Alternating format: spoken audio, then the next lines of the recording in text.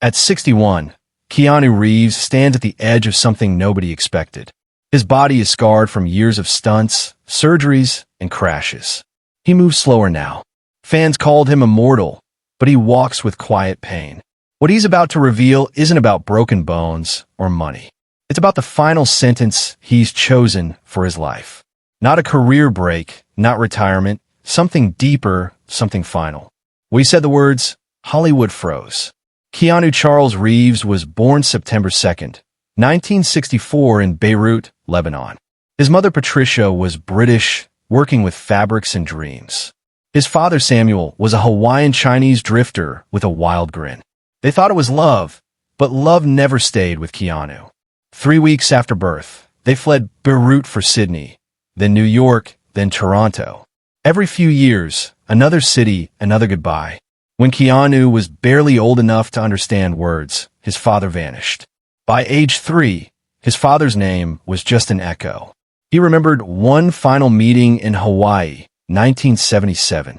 Father and son sat side by side, saying nothing. Two strangers pretending to be family. The next morning, Samuel drove him to the airport and disappeared forever. Keanu said quietly, "It's like the earth swallowed him." That line became the ghost following him through every script, every performance, every silence. His mother Patricia remarried again and again, searching for stability that never came. A Broadway director, a rock promoter, a salon owner. Each man walked in and out like actors changing scenes. Toronto became his longest home, but nothing stuck. By 17, he'd attended 4 different high schools. He was expelled from one for being too loud. He had dyslexia. Words jumped, letters slipped. Reading was a battlefield. He said, "I wasn't a good student because I couldn't read." Every day was an act, rehearsal for roles he'd someday play. Then came the injury. His ankle shattered in a hockey accident, so severe he could see bone. The dream of playing professionally, joining the Olympic team, vanished instantly. He turned to acting, not from ambition, but survival. Pretending became his only safe place.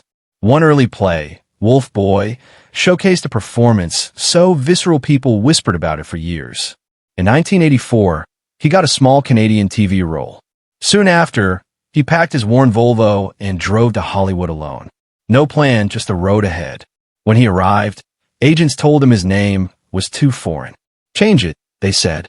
He tried Casey Reeves briefly, but it felt wrong.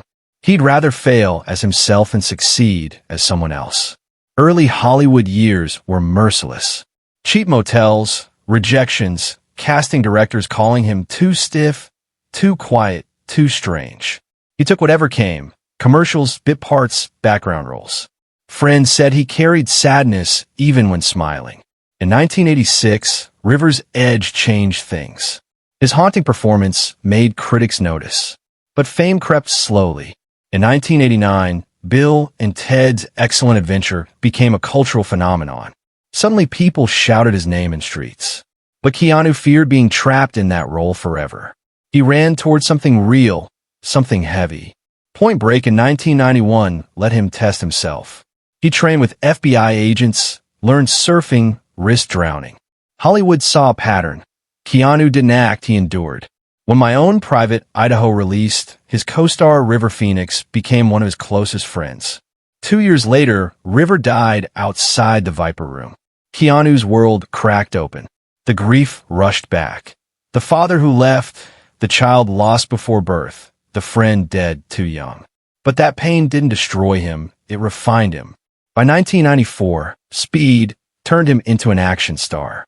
He did 90% of his own stunts, breaking ribs, bruising his face, suffering concussions.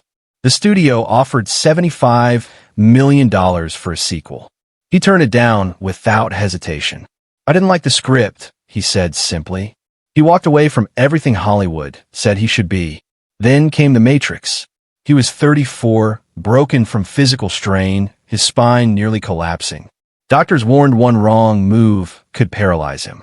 He showed up wearing a hidden neck brace, practiced kung fu until trembling. When The Matrix hit theaters in 1999, it made $463 million worldwide. He gave away millions to stunt and effects teams. They deserved it more, he said. But behind the glasses, Keanu was bleeding. In 1991, his sister Kim was diagnosed with leukemia. He moved closer, spent every day at her side, sold properties to pay for treatments. He built a private cancer research foundation under another name, wanting no credit. In December 1999, as the world celebrated The Matrix, Keanu prepared for fatherhood. He and girlfriend Jennifer Syme expected a baby girl, Ava.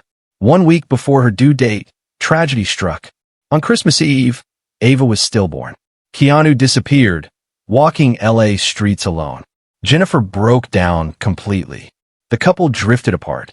Then in April 2001, Jennifer died in a car crash at dawn on Cahuenga Boulevard, the same street where Keanu filmed Speed Chases. The night before, they'd had dinner, laughed, spoke about trying again. Next morning, she was gone. When Keanu called the coroner's office, his voice cracked. That day, part of him stopped living. He started sleeping on floors.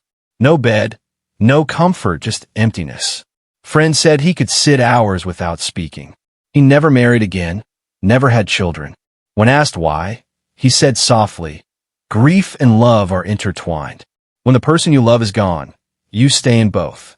Every role after carried that echo. People called him cursed, but Keanu carried tragedy like armor. He walked into hospitals anonymously visiting sick children, sent gifts without names, stood in food bank lines during the pandemic helping strangers. He never posted pictures. He didn't believe kindness needed witnesses. In 2014, John Wick revived his career. A story about a man who loses his wife and dog and goes to war with the world. For Keanu, it wasn't fiction, it was exorcism. He trained 10 hours daily, fought through torn ligaments and old injuries. Every punch, every fall, every scream was real. Audiences felt it. The pain was authentic, the grief real. By his 50s, Keanu had lived a dozen lives. The John Wick franchise exploded beyond expectations. During Chapter 2, a 45-second pencil fight scene took 14 hours over 2 days. He dislocated his shoulder, had surgery, returned 3 days later. "Because I said I would," he explained. By Chapter 3, nearly 60, he trained relentlessly, lost 20 pounds, broke fingers, tore knee tendons. He shattered his kneecap during motorcycle rehearsal. Doctors said stop. He smiled, put on a $15,000 knee brace, kept filming. Behind the curtain, his life was smaller than imagined. Just a quiet Hollywood Hills house, some motorcycles, shelves of books. He told an interviewer, "Money doesn't mean anything. I've made enough for centuries." He gave away millions to hospitals, schools, research, and workers. Every John Wick stuntman received a Rolex engraved JW4. By 2025, Keanu's body was a map of scars. Knees damaged beyond repair, spine held by metal plates. Every morning hurt. Doctors warned another major stunt could end his ability to walk. He listened, then signed for John Wick 5. "Because there's still something to say," he explained. At 60, he performed Broadway's Waiting for Godot, 8 shows weekly, barely able to stand. Critics called him mesmerizing, but backstage he leaned on walls, wincing. He called it the hardest thing I've ever done. He began talking about legacy, not awards or money, but impact. "If I've helped one person hold on longer, that's enough." He once told a friend, "I don't really have anyone, but it's okay. The work keeps me company." That sentence summed up everything. A man who loved deeply, lost profoundly, kept creating despite it all. At 60, Keanu Reeves had everything the world offered, but valued most what couldn't be bought: time, silence, decency. He had become what his name meant, a cool breeze over mountains, carrying the weight of 1,000 storms.